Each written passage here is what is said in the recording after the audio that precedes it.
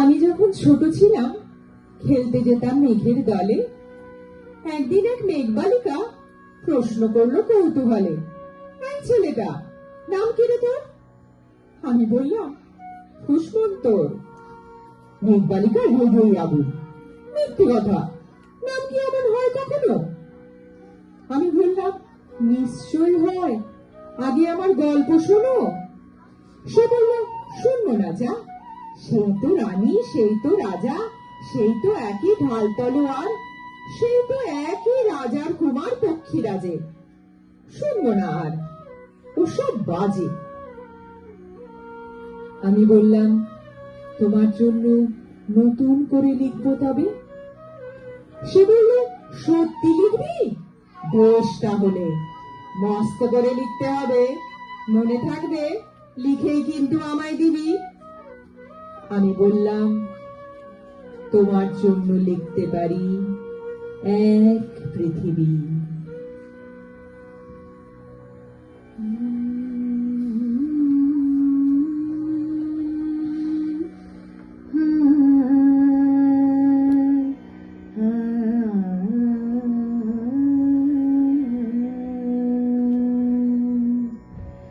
দেখেছো কি তাকে ওই নীল নদীর ধারে, বৃষ্টি পায়ে পায়ে তার কি যেন কি নাম, জলে ভেজা মাঠে আকাশে হাত বাড়ায়, মেঘের আড়ালে ভেসে থাকা সেই রংধনুকে চায়। দেখেছো কি তাকে ওই নীল নদীর ধারে,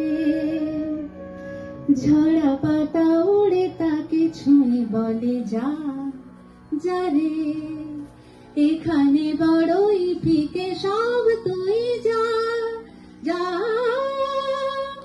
তাই সে যায় ছুটে বেড়ায় ধূসর প্রান্তরে, মেঘের গায়ে হাত বোলায়, রংধনুকে চায়। দেখেছো কি তাকে ওই নীল নদীর ধারে।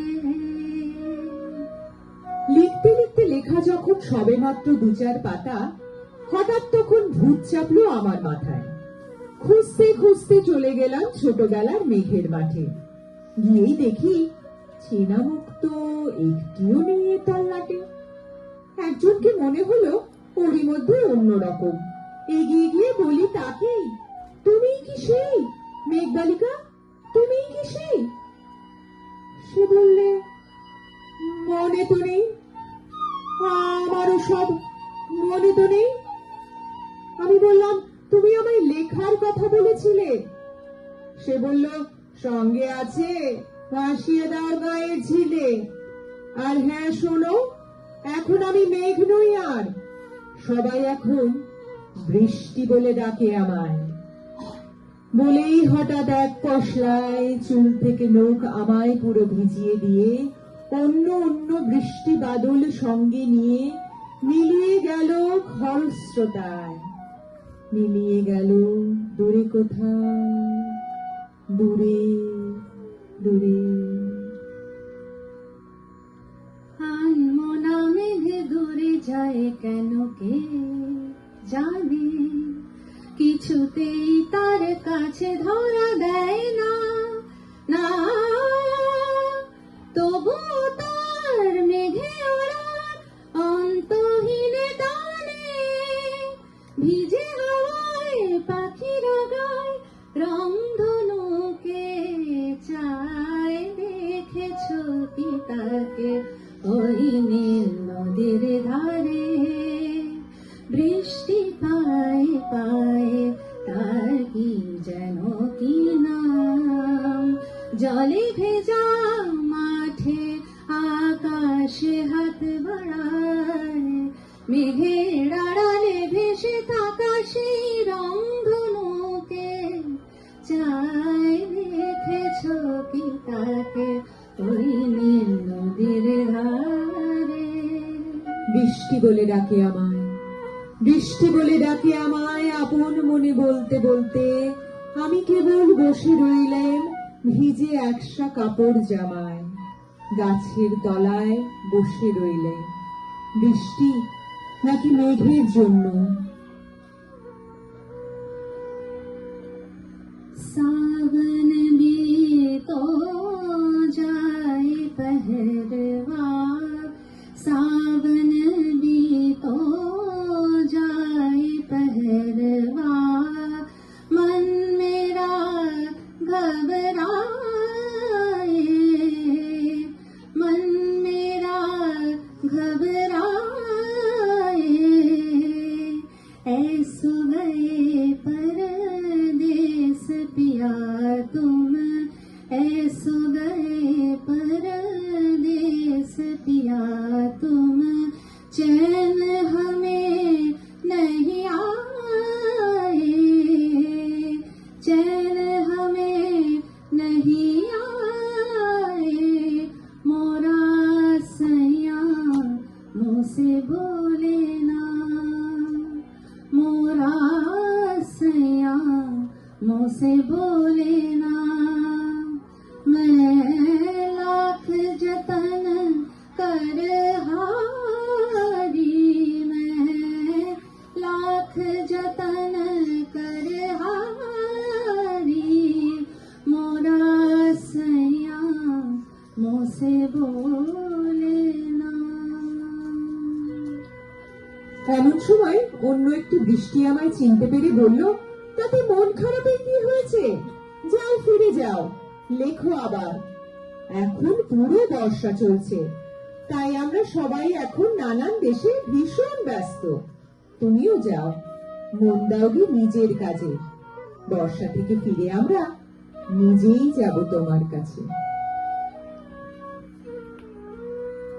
জানি একদিন মেঘের ঠিকানা সে পাবে, বলবে পাখিরা ওরে মেঘ তুই গা গা গা, তোর কাছে আসবে গান, তোর কাছে যাবে, যারা হারায় রূপ কোথায় রংধনুকে চায়, দেখেছ কি তাকে ওই নীল নদীর ধারে, বৃষ্টি পায়ে পায়ে তার কি যেন কি নাম, জলে ভেজা মাঠে আকাশে হাত বাড়ায়, মেঘের আড়ালে ভেসে থাকা সেই রংধনুকে চায়, দেখেছ কি তাকে ওই নীল নদীর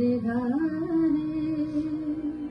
সঙ্গে সঙ্গে ঝমঝমিয়ে বৃষ্টি এলো খাতার উপর, আজীবনের লেখার উপর। বাইরে তখন গাছের নিচে নাচছে ময়ূর আনন্দিত। এ গাছ ও গাছ উঠছে পাখি, বলছে পাখি এই অরণ্যে কবির জন্যে আমরা থাকি। বলছে ওরা কবির জন্য আমরা কোথাও, আমরা কোথাও, আমরা কোথাও হার মানিনি।